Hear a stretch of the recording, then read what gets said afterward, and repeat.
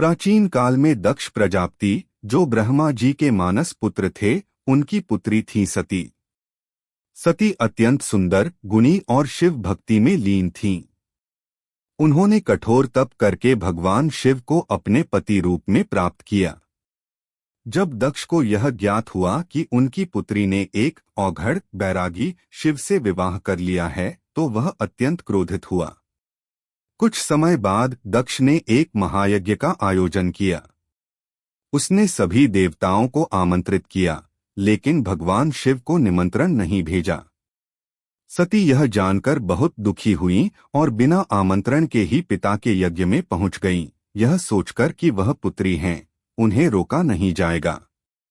जब सती वहां पहुंची तो उन्होंने देखा कि यज्ञ में भगवान शिव की कोई पूजा नहीं की जा रही है और दक्ष शिव का अपमान कर रहा है। यह देखकर सती का हृदय जल उठा।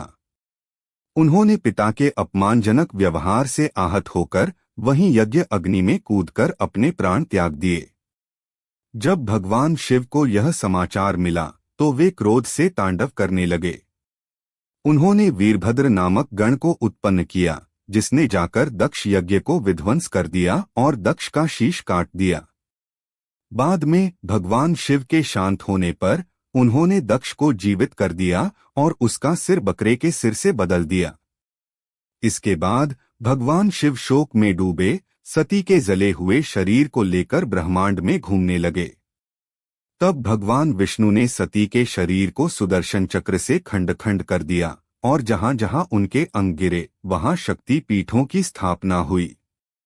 यह कथा सती की त्याग, भक्ति और आत्मसम्मान का प्रतीक है और यह भी दिखाती है कि भगवान शिव और माता सती का प्रेम कितना अविनाशी। क्या है शक्ति पीठ? शक्ति पीठ वे पवित्र स्थल हैं जहां माता सती के शरीर के अंग, आभूषण या अंगों के चिन्ह गिरे थे। ये स्थान शक्ति, दुर्गा सती की महान शक्ति और उपासना के केंद्र हैं। यह कथा शिव पुराण और कालिका पुराण में वर्णित है। शक्ति पीठों की उत्पत्ति की कथा। जब माता सती ने अपने पिता दक्ष के यज्ञ में अपमान सहकर आत्मदाह कर लिया तो भगवान शिव ने उनका जला हुआ शरीर उठाकर क्रोध में सारा ब्रह्मांड घूमना शुरू कर दिया।